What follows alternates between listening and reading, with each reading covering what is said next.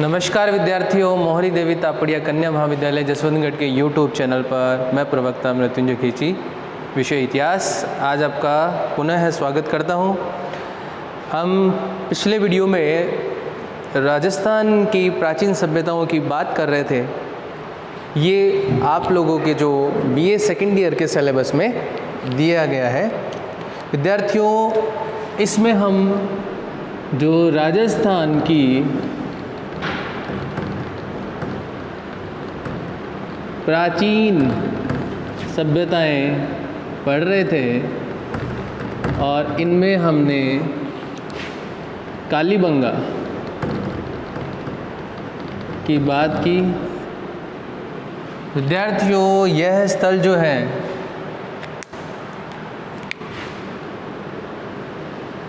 कालीबंगा विशेष बात यह है कि कल जब हम इसकी मुख्य विशेषता या अवशेषों की बात कर रहे थे, अवशेष या मुख्य विशेषताओं की बात कर रहे थे,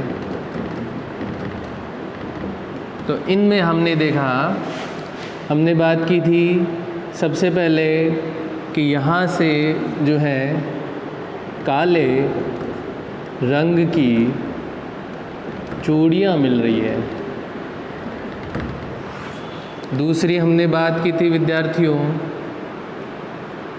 कि यहाँ से जुते हुए खेत के साक्ष्य मिल रहे हैं। तीसरी हमने बात की थी यहाँ पर त्रिस्तरीय व्यवस्था मिली।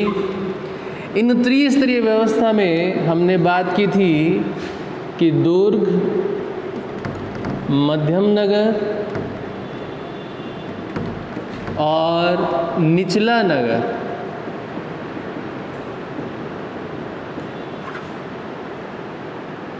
प्रथम, द्वितीय और तृतीय, यह व्यवस्था देखने को मिली और ये तीनों ही एक ही सुरक्षा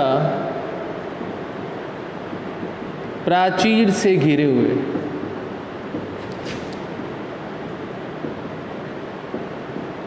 विद्यार्थियों, हमने ये बात की थी और चित्र के माध्यम से समझाने की कोशिश की थी कि सर्वप्रथम 52-53 में अमलानंद घोष जी ने ये कार्य किया, देखने का प्रयास किया और इसके पश्चात जो है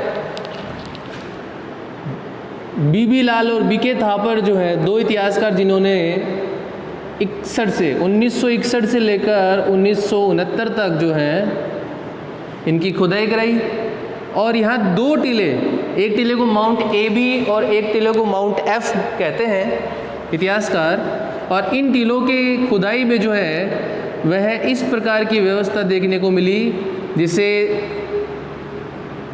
दुर्ग एक टीले के नीचे, दूसरे टीले के नीचे मध्यम नगर और दूसरे टीले के और पहले टीले के बीच में मध्यम नगर और दूसरे टीले के नीचे निचला नगर, और ये तीनों ही जो है शहर की व्यवस्था जो है वह एक ही सुरक्षा प्राचीर से घिरी हुई है। ये सुरक्षा प्राचीर, ऐसी व्यवस्था जो है वह यहाँ पर देखने को मिली है। तो दुर्ग जो है विशेषतः संपन्न व्यक्ति के द्वारा बनाया गया होगा। ये व्यक्ति जो है इस सभ्यता का मुखिया भी हो सकता है या राजा भी हो सकता है।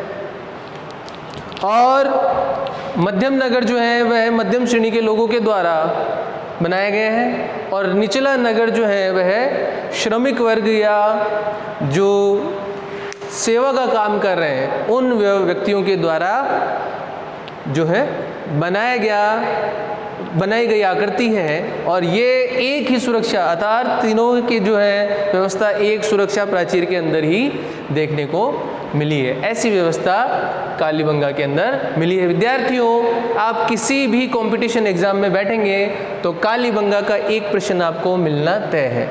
और कालीबंगा, जिसके लिए हमने पिछली वीडियो में बात की थी कि ये हनुमानगढ़ जिले में घग्गर नदी के तट पर अवस्थित ऐसा स्थल है जहाँ से हमें प्राग हड़प्पा और हड़प्पा कालीन, ये क्या है, प्राग हड़प्पा एवं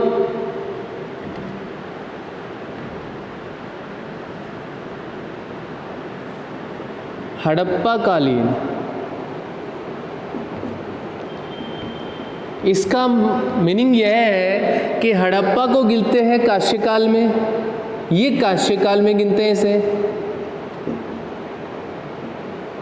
प्राग हड़प्पा का मतलब कांस्यकाल से पहले का समय, जिसको ताम्रकाल माना गया है। तो अर्थात कहने का तात्पर्य यह है कि कालीबंगा से जो है वह तांबे के और कांसे के दोनों ही औजार मिलते हैं, हथियार मिलते हैं, जो कि यह जानकारी देते हैं कि तांबे और कांसे दोनों का प्रयोग किया गया है, दोनों ही धातुओं का प्रयोग औजार बनाने के लिए किया गया है इस स्थल से। विद्यार्थियों, अभी हमने जो है एक पिछले वीडियो में एक सभ्यता गणेश्वर पढ़ी थी और उसके अंदर भी इस प्रकार की जानकारी हमें मिल रही थी। विशेष बात यह है कि कालीबंगा में काले रंग की चूड़ियाँ, अब एक एक चीज़ जो है वह दूसरी चीज़ों को किस प्रकार जो है वह बताती है, वह देखते हुए चलते हैं कि चूड़ियाँ जो है, मैंने कल के वीडियो में भी जिक्र किया था कि स्त्रियों के आभूषण है। तो इससे यह जानकारी मिलती है कि सामाजिक जीवन की जब बात करते हैं तो लगभग 4-4.5 हजार वर्ष पूर्व भी स्त्रियां जो है वो आभूषण पहनती थी। और ये आभूषण जो है वो जब सिंधु घाटी पढ़ते तो देखते हैं अलग अलग धातु के हो सकते हैं, लेकिन यहाँ पर जो है काले रंग की चूड़ियाँ एक आभूषण के रूप में देखने को मिली है। जूते हुए खेत के साक्ष्य, जूते हुए खेत अर्थात कृषि, कृषि की जानकारी। और कृषि की जानकारी में देखा था हमने कि जौ एवं गेहूं के दाने प्राप्त होने से यह जानकारी मिल रही है कि ये यहाँ जो है वह खेती की गई है। अब इसमें अगली व्यवस्था की बात करते हैं कि इसे यह मुख्य विशेषता, और इधर जो है वो विशेषों की बात कर रहे हैं। देखिए,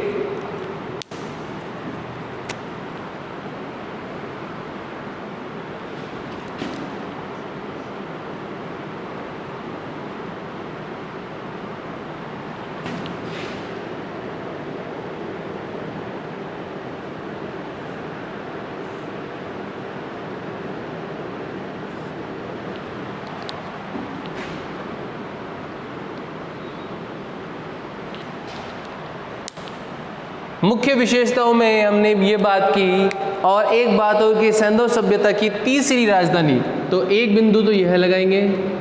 दूसरा यह कि इसे सैंधव सभ्यता की तीसरी राजधानी कहा है। तो पहली राजधानी हड़प्पा, दूसरी राजधानी मोहनजोदड़ो, और तीसरी राजधानी जो है वह कहा गया है कालीबंगा को। ठीक है विद्यार्थियों, इसके बाद में विशेष बात यह है कि यहाँ से हमें मेसोपोटामिया की बेलनाकार मुहर मिली है। तो आप चौथे अवशेष के रूप में ये लिख सकते हैं कि मेसोपोटामिया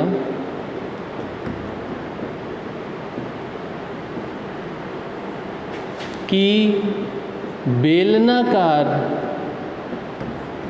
मुहर। अब आपके सामने एक प्रश्न आता है कि मुहर क्या है और मेसोपोटामिया क्या है। ठीक है, क्योंकि हम ये बात मैंने आपको पहले ही बताया था कि हम ये उम्मीद कर रहे हैं कि अभी तक आपने कुछ नहीं पढ़ा है और आप पहली बार जो है ये मेरे साथ ही पढ़ने की जो है वह प्रयास कर रहे हैं। तो इसीलिए हम एक एक चीज़ को जो है वह विस्तार से पढ़ते हुए चलेंगे। मेसोपोटामिया शब्द जो है वह एक सभ्यता के लिए लिया जाता है, लिखा जाता है, जो कि दजला फरात नदी के तट पर मिली सभ्यता है, जो कि मिस्र या मेसोपोटामिया की सभ्यता, दोनों ही सभ्यताएं, या ग्रीक की सभ्यताएं सिंधु घाटी सभ्यता के समकालीन सभ्यता रही हैं। यह ईरान में मौजूद है। मेसोपोटामिया जो है यहाँ से सिंधु घाटी सभ्यता या भारतीय सभ्यता का व्यापार होता रहा है, इसीलिए वहाँ की मोहरें यहाँ और यहाँ की मोहरें मेसोपोटामिया में मिली हैं। ठीक है, अब मुहर शब्द से आपका क्या तात्पर्य है? त्रिस्तरीय व्यवस्था की हमने बात कर ली। मुहर शब्द का अर्थ यह है, विद्यार्थियों, बहुत से विद्यार्थियों के मन में ये प्रश्न होता है और उन्हें मुहर और मुद्रा में फ़र्क महसूस नहीं होता। वह इसमें अर्थ जो है वो स्पष्ट नहीं कर पाते कि मुहर किसे कहते हैं और मुद्रा किसे कहते हैं। तो विद्यार्थियों, यहाँ जो है वो दो शब्द हैं, एक मुहर, एक मुद्रा। मुद्रा का मतलब सिक्के या रुपए,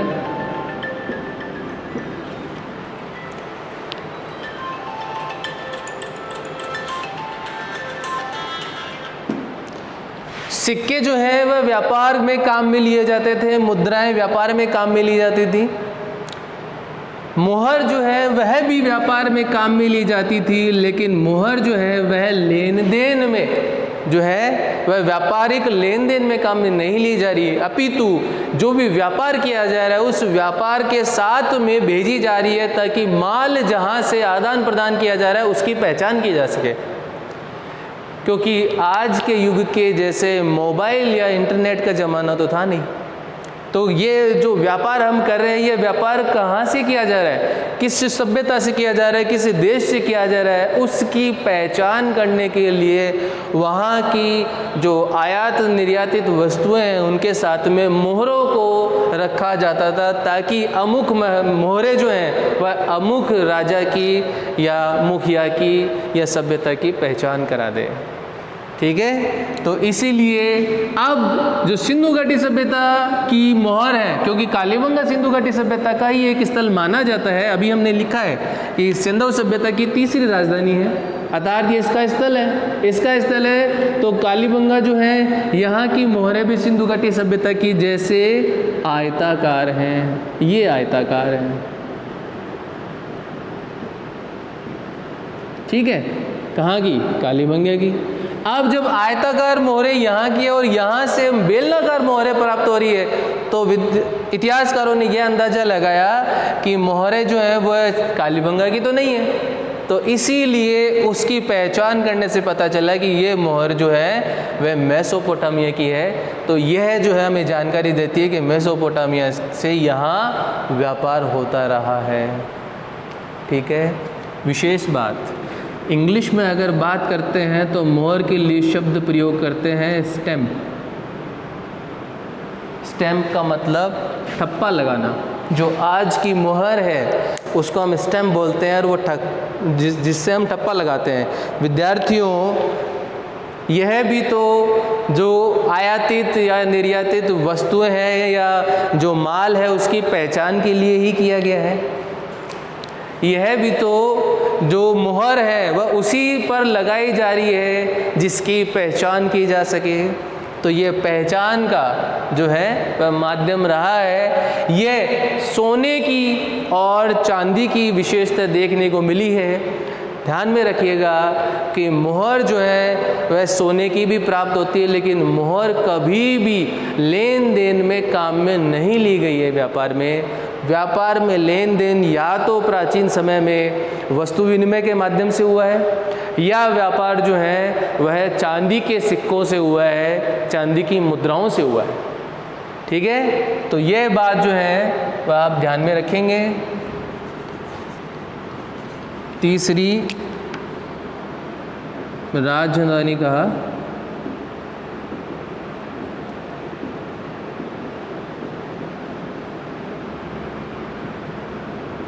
आप अगला बिंदु जो है वो इसका देखते हैं कि यहाँ से अलंकृत ईंट के साक्ष्य मिले हैं 4, ये 5वां बिंदु, अलंकृत ईंट के साक्ष्य। विद्यार्थियों, ईंट भवन निर्माण के काम में आने वाली वस्तु है और ईंट जो है वह आयताकार और वर्गाकार दोनों ही रूप में देखने को मिलती है। विद्यार्थियों, अलंकृत से मतलब है कि इस पर चित्रकारी की गई है। अब ये चित्रकारी जो है वह विशेष हो सकती है, किसी पशु पक्षी की हो सकती है। ये चित्रकारी जो है वह, अगर सिंधु घाटी की बात करते हैं तो हम ये देखते हैं कि वहाँ पर पंचतंत्र की कहानियों से प्रेरित थी ये चित्रकारी। यहाँ पर भी ये चित्र जो है वह पशु पक्षियों के या वृक्षों के देखने को मिल सकते हैं। तो इसीलिए जो है ये अलंकृत ईंट जो है वह सिंधु घाटी के समक्ष ही कालीबंगा की एक मुख्य विशेषता बन जाती है। इसके अलावा यहाँ से 6 छेद वाली खोपड़ी मिली है बच्चे की, इसका 6वां बिंदु है।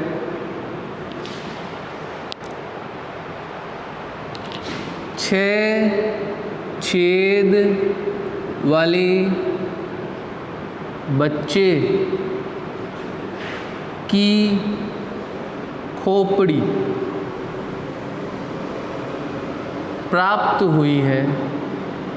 विद्यार्थियों, छेद वाली खोपड़ी प्राप्त होने से इतिहासकारों ने यह अंदाजा लगाया कि ये जो किसी बच्चे की जो कपाल है या खोपड़ी है उसके साथ में शल्य चिकित्सा करने की कोशिश की गई है। या तो बस जो छेद है वह प्राकृतिक हो सकते हैं, लेकिन इतिहासकारों ने इसकी जो है वो समीक्षा की और ये प्राकृतिक नहीं लगे उन्हें, इसीलिए उन्होंने अंदाज़ा लगाया कि ये बच्चे के साथ में जो है शल्य चिकित्सा की गई। अर्थात उस समय भी लगभग आज के 4500 वर्ष पूर्व भी ऑपरेशन किया गया है मनुष्य के द्वारा। ये जानकारी हमें यहाँ से मिल रही है। तो कालीबंगा के अंदर बच्चे की छेद वाली खोपड़ी मिलना जो है वह यह जानकारी दे रही है कि यहाँ पर बच्चे का जो है वह ऑपरेशन किया गया है, शल्य चिकित्सा की गई है। और ऐसा भी अंदाज़ा लगाया गया है कि जो है जल से संबंधित उसके अंदर कहीं जो है वो जल की उपस्थिति या नमी के साक्ष्य मिलने से इतिहासकार ये बता रहे हैं कि जल से संबंधित जो है वह रोग भी इसको हो सकता है इस बच्चे को। या इतिहासकारों ने ये भी बताया, क्योंकि कालीबंगा और सिंधु घाटी सभ्यता के जो पतन है उस पतन की विशेष जानकारी में वह कहते हैं कि पतन जो है वो बाढ़ के रूप में हुआ है, कि सभी संतति जो है वो बाढ़ में बहकर मरी है। इसीलिए हो सकता है कि इसकी मृत्यु जो है वह चिकित्सा के दौरान बाढ़ आने के समय जो है हुई हो, ऐसा अंदाज़ा इतिहासकार लगा रहे हैं। इसके अलावा यहाँ से मकान कच्ची ईंट के और नाली और कुएं पक्की ईंट के बने हुए मिले हैं। तो इसका 7वां बिंदु है भवन या मकान कच्ची ईंट के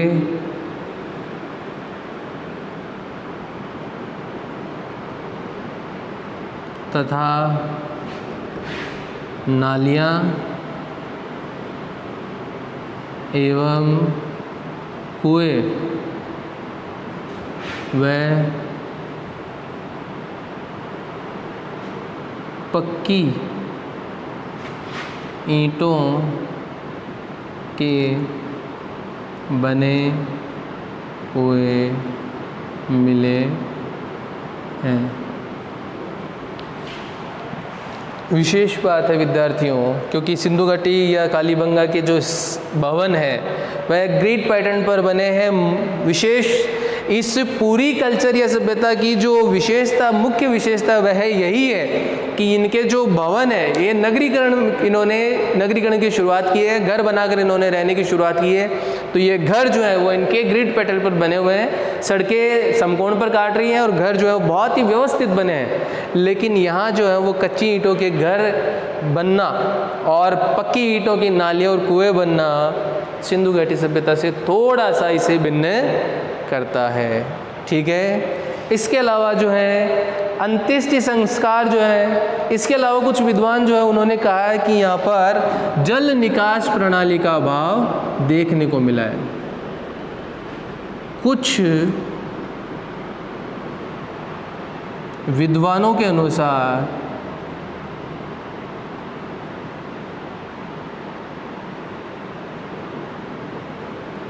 जल निकास प्रणाली का अभाव मिला है।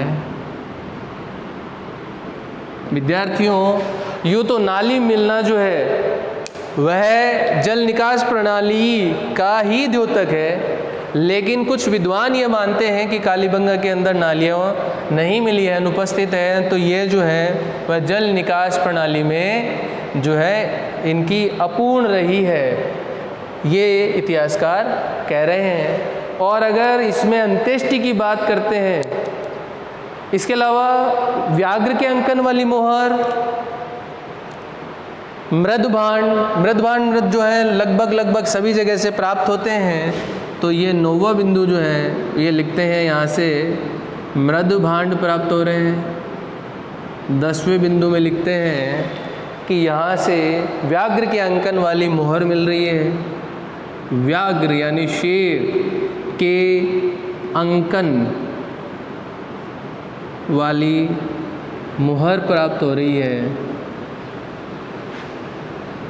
ठीक है, और इसके अलावा जो है युग्म शवाधान के साक्ष्य भी प्राप्त हो रहे हैं। युग्म शवाधान के साक्ष्य यानी शवों को साथ में दफनाया गया है, ये जानकारी यहाँ से मिल रही है। आप इसके अंदर जो है वो 12वां और आखिरी बिंदु लिखते हैं। मेरे हिसाब से जो है ये बिंदु आपके, जैसा कि मैं मानता हूँ कि हम लोग जो है वो ग्रेजुएशन लेवल के साथ ही अगर कंपटीशन एग्ज़ाम के तैयारी भी करते हैं तो ये कंपटीशन लेवल के हिसाब से मोर देन सफिशिएंट या पर्याप्त है। इसके बाहर कहीं जो है वो आपको नहीं पूछेंगे, आप इतना याद कर लेंगे वह भी आपके लिए बहुत है। ठीक है, तो अगला बिंदु कि यहाँ से जो है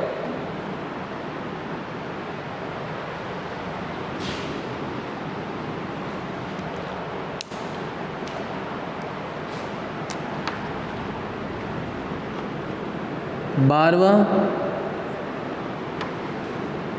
अंत्येष्टिकरण।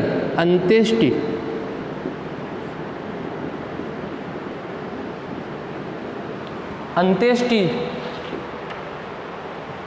विद्यार्थियों गलत लिखा है, अंत्येष्टि शब्द सही है, अंत्येष्टिकरण।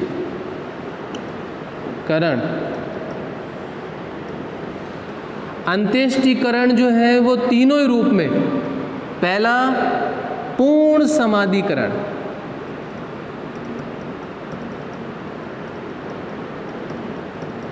दूसरा आंशिक समाधिकरण,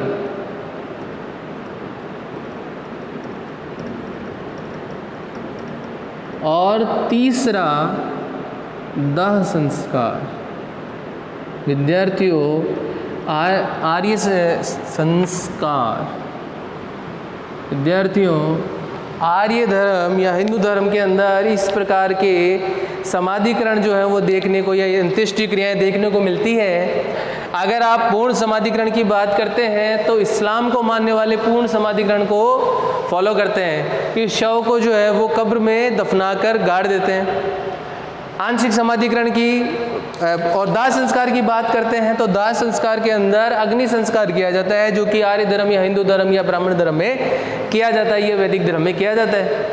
आंशिक समाधिकरण जो है ये थोड़ा सा भिन्न है। आंशिक समाधिकरण का मतलब यह है कि जानवरों के लिए शवों को, मृत शरीर को खुला छोड़ देते थे ताकि जानवर जो है उसे खाकर अपना पेट भर सके। ऐसा जो है वह कालीबंगा में देखने को मिला है। तो शव को जो है दफनाया गया है, शव को जलाया गया है, अंतिम अग्नि संस्कार किया गया है और शव को जो है जानवरों को के भोजन के रूप में खुला छोड़ा गया है। ये जानकारी यहाँ से मिलती है। तो अंत्येष्टिकरण तीनों ही रूपों में देखने को मिलता है। विद्यार्थियों, कालीबंगा की जो विशेषताएं हैं